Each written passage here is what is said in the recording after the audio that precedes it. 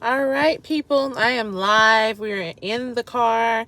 I just want to have a very brief, quick chat, a realness talk. I'm Convo Sparks on my YouTube channel. And so let's have some conversation that sparks some food for thought, right? Well, tonight I went to go see Jada. My lip gloss is off because I had a little something to drink when I got home. No alcohol tonight. Just chill, pure vibes, book vibes, whatever.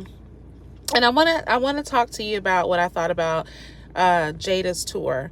Okay, so if I'm being honest, I did not leave there feeling profound. The tickets in Atlanta were inexpensive.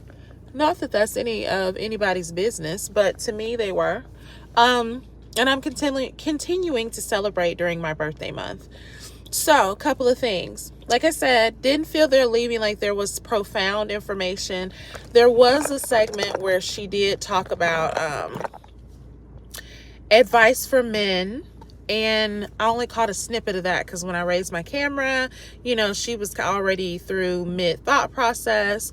But I did find it interesting and touching on the need to basically there's no need to have toxic masculinity and to allow that femininity to grow with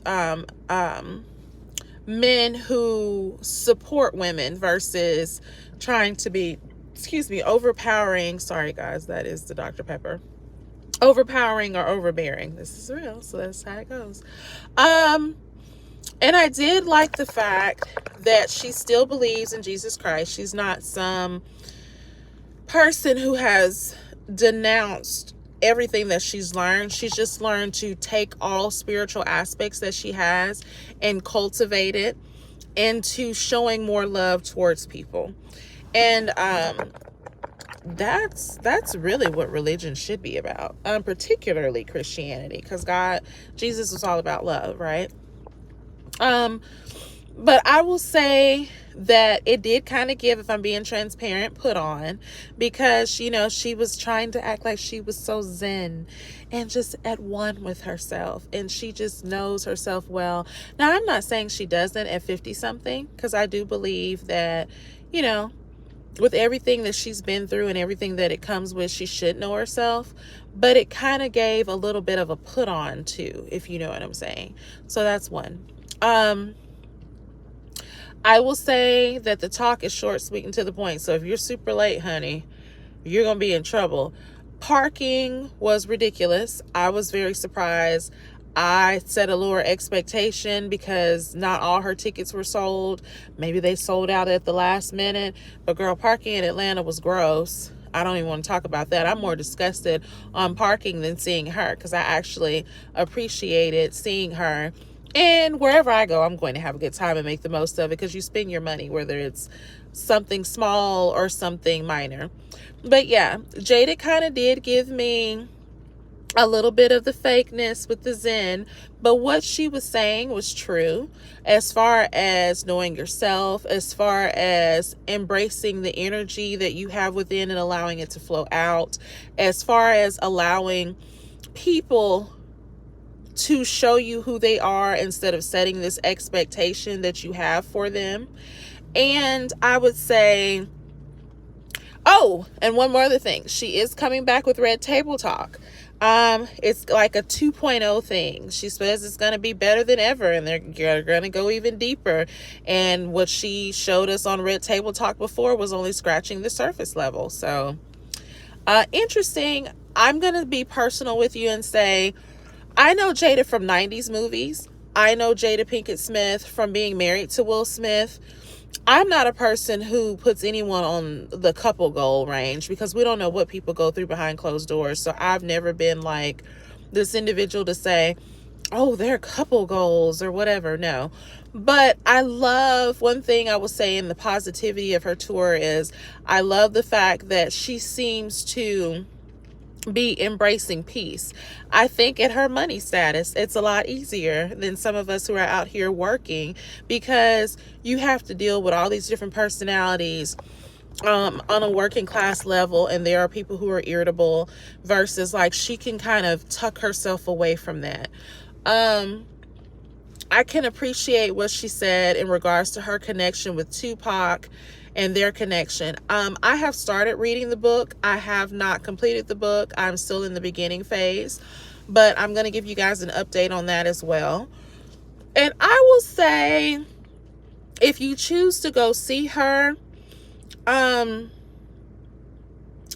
don't think it's a waste of money unless you end up paying more than 50 or 60 bucks or something like that. You know what I mean? Before taxes. Because I just feel like I didn't come through feeling edified, but I did come through feeling like she had some good nuggets.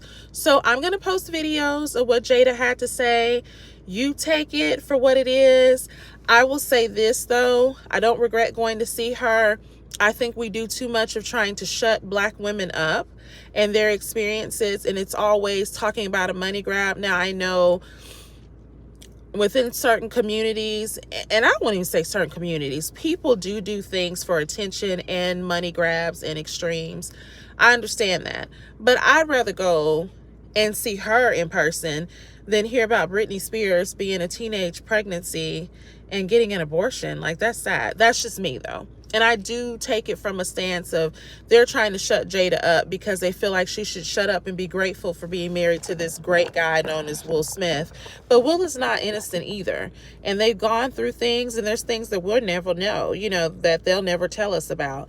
But I find it interesting that people are trying to silence her, but there have been other individuals who have come along talking about being married to people or whatever, and they've been of another race, and it's been perfectly fine. So I would say, yeah, there may be some fakery as far as her acting like she's so zen and at peace and as one, because I feel like there's always that Black, that Baltimore, because she's from Baltimore, Maryland, that can come out, you know.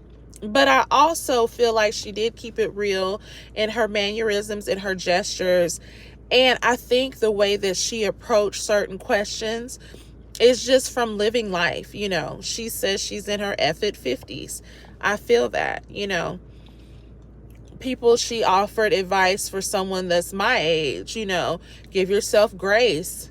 Allow yourself to provide your individuality with what you need that you're trying to get from people, which to me that was the most powerful part, preserving your energy, because a lot of times what I have experienced and what spoke to me where I can relate to her is the things that you desire from other people, you may never get that. So you have to learn to give it to yourself. And it's hard. I'm not going to sit up here and act like it isn't, but I do like the fact that she encourages pouring into yourself. So get ready for my clips. If I have any other thoughts, I might go live again. Again, you're welcome to follow me on my Instagram at Convo Sparks. If you're with the foolishness, you will be blocked, though. And chucking up the deuces. And even though it's now, Sagittarius season, I'm still celebrating in October as a Libra, because it's still the month of October, the best birthday month. Yay!